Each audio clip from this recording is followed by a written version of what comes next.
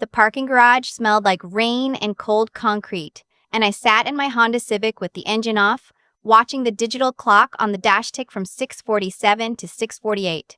Upstairs, on the 42nd floor of the Meridian Tower in downtown Boston, my family was about to announce the sale of Halverton Surgical for $840 million. I had been told to be there at 7 sharp. I had been told to smile. I had been told by my mother specifically to wear something appropriate for the cameras. I was wearing the same charcoal blazer I'd worn for the last 3 board meetings. My hair was pulled back the way I always wore it during surgery. I hadn't slept in 2 days, not because of nerves, but because I'd been finalizing the encryption protocols on the SmartScalpel platform, the same platform that, in about 40 minutes, my father would be selling to Brennan Vance Medical Group as the crown jewel of our family's legacy. He'd called it that in the press packet. Our family's legacy. I'd written every line of code in that platform. I'd held the patent in my own name for 9 years. My father didn't know that yet. None of them did. I want to back up, because if I start with what happened in that ballroom, none of it will make sense. You have to understand the shape of the thing first. You have to understand what it's like to grow up in a house where your last name is a brand, before it's a family. I was the second child. My older brother, Whitman, was the one with the wide smile, the one who could charm a room, the one my mother told her bridge club about. I was the one who built circuit boards in the basement when I was 11 and won the regional science fair 3 years running, and got told every single time that I was so serious for a girl. My father, Harlan Halverton, was a cardiothoracic surgeon who had inherited a small medical device company from his father and turned it into a respectable mid-sized firm by the time I was in high school. Halverton Surgical made surgical instruments, scalpels, retractors, clamps, the kind of thing that sat in a sterilization tray and didn't think. I was the one who taught it to think. I went to MIT for biomedical engineering, then Johns Hopkins for my MD. I specialized in neurosurgery, but my real love was always the place where the scalpel met the software. By the time I was 26, I'd built the prototype for what would become SmartScalpel, a robotic surgical assistant that used machine learning to compensate for hand tremor, predict tissue resistance, and reduce intraoperative bleeding by up to 43% in our trials. It was real. It worked. It was going to save lives that nobody else could save. I brought it home to my father at Thanksgiving, the year I turned 27. I showed him the schematics on my laptop while my mother set out the green bean casserole. He looked at it for a long time and then he looked at me and he said, "Sweetheart, this is wonderful. We'll bring it under the company umbrella. We'll get you a real lab." I should have known then. I really should have. But I was 27 and I wanted my father to be proud of me, and so I signed the paperwork he handed me 3 weeks later without a real lawyer reading it. I trusted him. He was my father. What I didn't know, what I didn't figure out till almost a year later when I was reviewing the contracts in preparation for a clinical trial, was that the paperwork he'd handed me had not, in fact, transferred ownership of the patent. It had granted Halverton Surgical a licensing agreement. The patent was still in my name. The IP was still mine.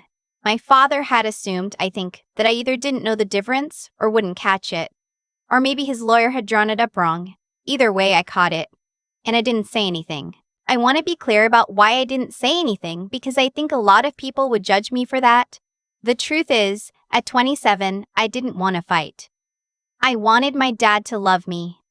I wanted a place at the dinner table. I told myself the licensing structure was fine, that we were a family, that none of it would ever matter. I told myself the same lie my mother had been telling herself for 40 years, that if I just kept my head down and did good work, eventually I'd be seen. So I went to work. I went to work for 9 years. I was the chief technology officer in title. In practice, I was the entire engineering department for the first 3 years, until we hired our first real software team. I built the platform from the ground up. I wrote the firmware. I trained the neural net on 6,000 hours of surgical footage I licensed from teaching hospitals. I flew to Stuttgart to negotiate with the robotic arm manufacturer, because nobody else on the executive team knew enough about kinematics to ask the right questions. I missed my best friend's wedding because I was debugging a haptic feedback issue the night before our first FDA submission. I missed my grandmother's funeral because I was in a clean room in Tijuana watching our manufacturing partner spin up the first production line. I missed every Christmas for 6 years because the system pushed a quarterly compliance audit on December 22nd and somebody had to be on call. That somebody was always me. Whitman, meanwhile, was the chief operating officer. He had an MBA from a school I will not name out of charity. He could not read a circuit diagram. He could not pronounce anastomosis. He once asked me in a board meeting what open source meant. He was paid $1.8 million a year. I was paid $420,000, which sounds like a lot until you remember I was the one keeping the company alive. My mother, Coralie, was on the board. She didn't have a degree in anything. She had a degree in being married to my father, which apparently qualified her for a seat and a stipend. She voted however he told her to vote. She wore pearls to every quarterly meeting. She referred to me, in front of investors, as R. Whitman's little sister, the one who tinkers. I am 36 years old. I have an MD and a PhD. I do not tinker. The thing about being the scapegoat in a family business is that you start to lose track of where the family ends and the business begins. I would have my father scream at me in a hallway about a missed delivery date, and then I'd be expected to show up at his birthday party that weekend with a smile and a thoughtful gift. My mother would tell me on the phone that I was getting a little old to still be focused on work, meaning I should find a husband. And then in the next breath, she'd ask if I could come in on Saturday to walk a German investor through the demo. Because Whitman had a thing. Whitman always had a thing. The thing that finally cracked me, the thing that started the chain reaction, happened in April. It was a Tuesday. My father called me into his office on the 42nd floor, the one with the view of the harbor, and he said he had good news. Brennan Vance was interested in acquiring the company. $840 million, all cash, with an additional earnout pegged to SmartScalpel adoption rates over the next 3 years. I sat down across from him. I asked him about the equity split. I held 32% of the company on paper. I had negotiated that slowly, year by year, when raises were impossible to get. My father held 41%. Whitman held 8%. My mother held 5%. The remainder was held by 3 early investors. My father smiled at me, the way he smiled when he was about to tell me something he expected me to swallow without chewing. "We're restructuring before the sale, sweetheart," he said. "Whitman's equity is going up to 30%. Yours is going to 10%. It's a tax thing." "Trust me." I stared at him. I said, "Dad, that's not a tax thing. That's stealing." He didn't blink. He said, "Watch your tone." I asked him who had drawn up the paperwork. He told me their corporate attorney had. I asked when the board had voted on it. He told me the board had voted that morning. The board, of course, was him, my mother, Whitman, and one outside director who'd been my father's college roommate. They'd voted while I was downstairs in the lab calibrating a haptic sensor. I said, "I'm not signing that." My father leaned back in his chair. He looked at me the way you'd look at a child throwing a tantrum in a grocery store. He said, "You don't have to sign anything. You hold the equity. We're diluting you. It's already done." I said, "That's not legal." He said, "Take it up with the lawyers." I left the office. I went down to my lab. I sat at my workstation for about 10 minutes, and then I called the only person in the world I really trusted, which was my college roommate Imogen Vesterly, who happened to be a senior partner at a corporate litigation firm in New York. I told her what was happening. I told her everything. She was quiet for a long moment. Then she said, "Marisol, honey, listen to me. Do you still hold the patent on SmartScalpel?" I said, "Yes." She said, "In your name personally? Not the company's?" I said, "Yes." She said, "And the licensing agreement, does it have a clause about acquisition?" I said, "It terminates on change of control unless I sign a new one." There was a pause on the other end of the line. Then Imogen said, very quietly, "Oh, sweetheart, they have no idea what they've done, do they?" I didn't say anything. She said, "You need to come to New York. Tonight." I went to New York. I took the Acela down. I sat with Imogen and 2 of her partners in a conference room until 2 in the morning and rebuilt out the entire architecture of what was about to happen. The licensing agreement that allowed Halverton Surgical to use my patent terminated automatically on any change of ownership. Without that license, SmartScalpel was a paperweight. Without SmartScalpel, the $840 million valuation was approximately $110 million, maybe less. Brennan Vance was buying SmartScalpel. They were not buying scalpels. And there was something else. While we were going through the diligence materials Imogen pulled, she had a friend at a forensic accounting firm. We found something that made my stomach turn over. My father had been doing things with the books. Specifically, he had been representing certain pre-orders for SmartScalpel units as confirmed sales when they were in fact still pending FDA clearance and conditional on it. He'd been doing this for about 14 months. The inflated revenue figures had been used to drive up the acquisition price. Brennan Vance was a publicly traded company. The misrepresentations had been made in formal diligence documents. This was not a family dispute anymore. This was securities fraud. Imogen looked at me across the table at 2:30 in the morning with her hair coming out of its bun and her third cup of coffee in front of her, and she said, "Marisol, I have to ask you something, and I need you to think about it carefully. Do you want me to call the SEC?" I sat with that for a long time. I thought about my mother, who had once forgotten to pick me up from a science fair in the 8th grade because she had a hair appointment. I thought about my brother, who had borrowed $2,000 from me in graduate school and never paid it back, and who had laughed at my engagement to my college boyfriend until the engagement fell apart. I thought about my father, who had stood at my white coat ceremony and shaken my hand like I was a colleague rather than his daughter, who had told me my career was cute the day I matched into neurosurgery. I thought about all the Christmases I had missed. I said, yes, call them. Imogen called them. The next 6 weeks were the strangest of my life. I went to work every day. I sat in meetings. I nodded when my father spoke. I let my brother present my engineering roadmap to the board, mispronouncing trocar 3 times in a 15-minute presentation. I had dinner with my parents twice. My mother told me I looked tired. I told her I was fine. The whole time I knew. I knew the SEC was building a case. I knew Brennan Vance had been informed, quietly, by my legal team, that there was a serious patent issue they should be aware of, and that the diligence materials they had received might not be accurate. I knew the FBI white-collar crime unit out of the Boston field office had opened a parallel investigation. I knew that the closing announcement, scheduled for the evening of June 14th at the Meridian Tower, was going to be the most public moment in my father's professional life. I knew exactly what was going to happen at that announcement. I didn't tell anyone. Not my mother, who in another life I might have warned. Not my brother, who I once might have given a chance to walk away. I didn't tell them, because for 28 years they had been telling me what I was and what I wasn't, what I deserved and what I didn't.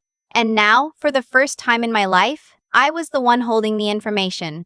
I was the one who got to decide what happened next. It was a heady feeling. It was also, I want to be honest, a lonely one. The week before the announcement, I sat in my apartment in the South End and ate cereal for dinner 3 nights in a row because cooking felt like too much. I cried in my car at a stoplight on Boylston Street because a woman in the crosswalk was holding her father's hand. I called Imogen at midnight and asked her if I was a bad person. She told me I was the least bad person she knew and that what I was doing was not revenge. It was a correction. I held on to that word. Correction. So I sat in a Honda Civic in the parking garage at 6:48 p.m. on June 14th, and I watched the clock tick over to 6:49 and then 6:50, and then I got out of the car. I took the elevator up to the 42nd floor. The ballroom was already half full when I walked in. Investors in dark suits, a row of journalists along the back wall, 2 camera crews from CNBC and Bloomberg setting up by the stage. My mother saw me first. She came over fast, in her cream-colored Chanel suit with that smile she only wore in public. She kissed me on the cheek and whispered, "You're cutting it close. Your father wants you on the stage when he makes the announcement." I said, "I'll stand in the back." She looked at me momentarily confused, and then she said, "Don't be difficult tonight." I said, "I won't be." I wasn't lying. I had no intention of being difficult. I had every intention of being silent. The investors filed in. The press took their seats. The CFO, a man named Roderick Chu, who was a decent guy and who I felt genuinely sorry for, took the stage and welcomed everyone. Then my father came up, with my brother right behind him, both of them in identical Navy suits, looking like the cover of some godforsaken business magazine. My father stepped up to the podium and looked out at the room, and I will give him credit for one thing. He had presence. He could work a crowd. He spoke for about 11 minutes. He talked about the legacy of Halverton Surgical, 3 generations strong. He talked about innovation. He talked about the next chapter. He talked about Brennan Vance and the $840 million acquisition, which would close, he said, on August 1st. The room applauded. Then he gestured to Whitman, and he said, "I'd also like to take this opportunity to announce that, effective immediately, my son Whitman Halverton will be assuming the role of Chief Executive Officer of the post-acquisition entity, to be known as Halverton Vance Surgical." I felt something go very still inside my chest. He had not told me he was making Whitman CEO. He had told me 2 weeks ago that the CEO role was being filled by Brennan Vance's pick. He had lied to me. He had lied to my face. My brother stepped up to the podium and started his prepared remarks. He talked about how proud he was of the family. He talked about how the SmartScalpel platform, my platform, represented the future of surgical robotics. He used the phrase, "our team's tireless innovation," 4 times in 3 minutes. He did not say my name. Not once. I felt my mother's hand on my elbow. She was steering me toward the front of the room. She whispered, "Smile, honey, the cameras." I smiled. And then, from the back of the ballroom, the doors opened. I want to describe what happened next as carefully as I can, because it happened very quickly. But I remember every second of it. 2 men and a woman walked in. They were not in tactical gear, they were in suits. The lead agent was a black woman in her mid-40s, with her hair in a low bun, wearing a blazer with a badge clipped to the lapel. She walked, calmly, down the center aisle, and the 2 agents behind her flanked out. A 4th person, who I later learned was an SEC enforcement attorney, came in behind them with a folder. The lead agent stepped up to the edge of the stage. My father stopped speaking mid-sentence. Whitman froze with his hand still raised in a presentational gesture. The agent said very clearly into the silence, "Harlan Halverton.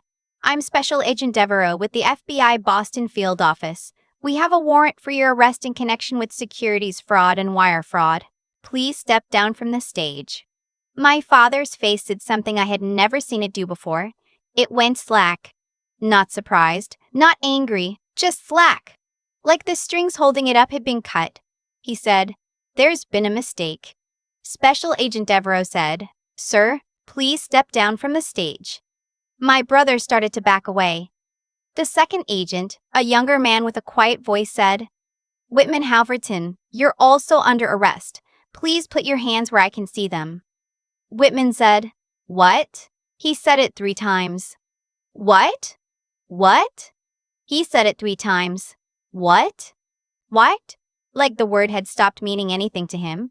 The room had gone completely silent. Then, somewhere near the press table, a camera shutter clicked, and then another, and then it was a wave of clicking and flashing, and I watched my father be walked down off the stage with his hands behind his back. The cuffs went on at the bottom of the stage stairs, out of the line of the cameras. Agent Devereaux did that on purpose, I think. She gave him that one small piece of dignity. I noticed. I was probably the only person in the room who noticed. My mother started to scream. Not words, just sound.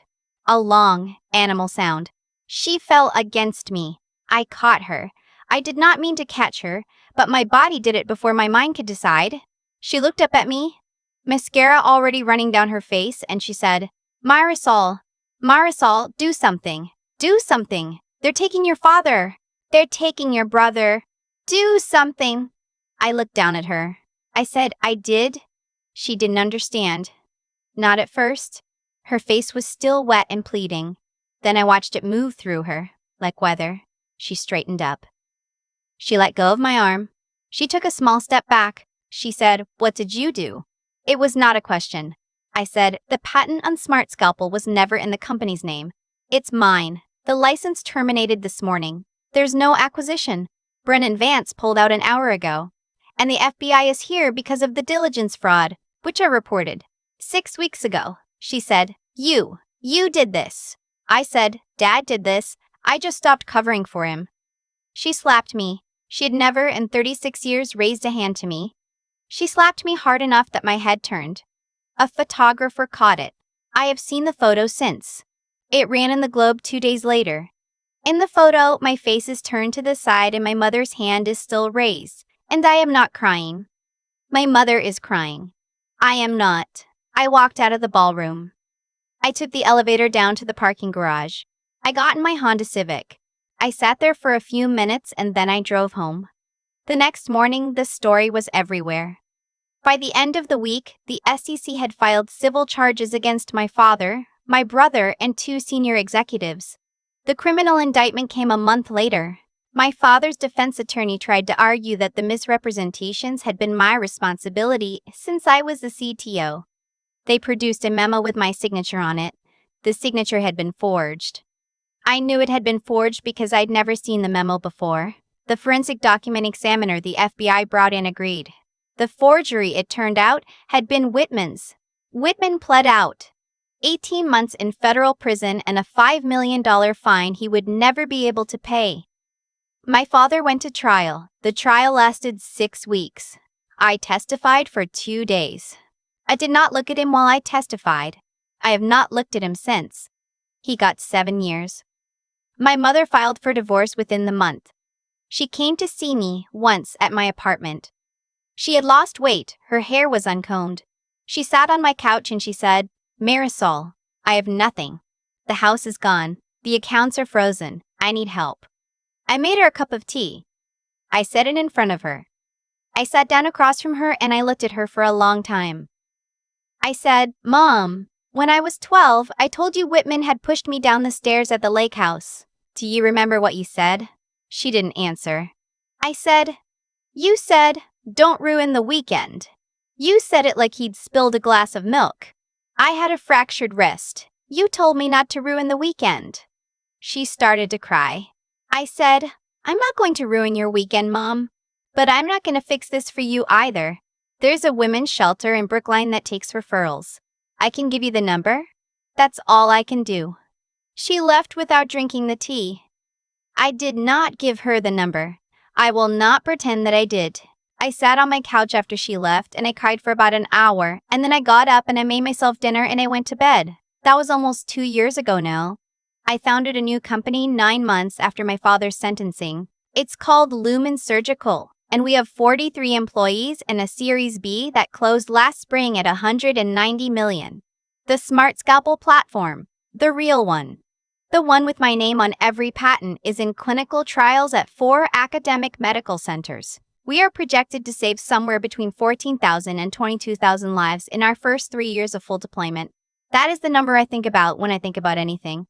I do not think about my mother often. I do not think about my father at all. My brother sends me letters from the federal prison in Lewisburg. I do not open them. I have a box. They go in the box. The box is in a closet in my apartment, and I will probably throw it away one day, and I will probably not, and either is fine. I started seeing someone last month. His name is Anders. He's a pediatric oncologist. He laughs at my jokes. He has never once asked me about my family. I love him for that more than I know how to say. The thing nobody tells you about a moment like the one in that ballroom, the thing every revenge story leaves out, is that it doesn't feel like winning. It feels like setting down something so heavy you didn't know you were carrying it. It feels like silence after a long noise. It feels like the first deep breath after a year of holding it in. People ask me sometimes if I would do it again. If I'd report my own father. If I'd let my brother go to prison. If I'd watch my mother fall apart in a Chanel suit on live television. I tell them the truth. I tell them I did not destroy my family. My family was already destroyed a long time before that night in 1,000 small moments at dinner tables and in hallways and on the other end of phone calls that did not come. All I did was stop being the only person willing to lie about it. That isn't revenge. That's just the truth, finally getting to stand up in a room and speak. People ask me what I learned, and I never know how to answer in one sentence. So I'll try to say it the way I actually think about it. On quiet nights when I'm walking home from the lab and the city is doing that orange thing it does in late autumn. I learned that consequences are not cruelty. For 9 years, I covered for my father because I thought silence was love. I told myself that protecting Harlan from his own choices was the same as honoring my family, and it wasn't. It was the opposite. Every time I signed a memo I shouldn't have signed. Every time I let Whitman take credit for code he could not have written. Every time I smiled across a dinner table while Coralie called me her son's little sister, I was teaching them that there were no edges to me, that I could be moved through. People learn what we let them learn. My father learned that I would never push back until the day I did, and by then the lesson was too late and the price was federal. I learned that intelligence without nerve is just a hobby. I was the smartest person in every room at Halberton Surgical for 9 years, and it did not save me. What saved me was the night I called Imogen and finally said the sentences out loud. Knowing the truth is not the same as acting on it. You can have an MD and a PhD and a patent worth 9 figures and still be the smallest person at your own dinner table because you have not yet decided to be larger. The decision is the whole thing. Everything else is just the work that follows. I learned that walking away is not the absence of love. It is sometimes the only honest form of it. When Coralie came to my apartment and asked me to fix what she had spent 40 years helping to build, I made her tea and I told her the truth, and I did not give her the number for the shelter. I have made peace with that. Not because I am proud of it, but because I understand now that there are people you cannot rescue without drowning yourself, and the drowning does not help them either. It just adds one more body to the water. The thing nobody told me, that I wish someone had told me at 27, is that being good and being used are not the same thing. Goodness has a spine. Goodness can say no. Goodness can sit in a conference room at 2 in the morning and decide, calmly, that the truth deserves a chance to stand up in a room. If you are the one in your family who builds the thing, who codes the thing, who carries the thing, pay attention to what is in your name and what is not. Pay attention to how people speak about you when they think you cannot hear. Pay attention to the small moments, because the big ones are just the small ones. Finally add it up. You do not owe anyone your silence. You never did.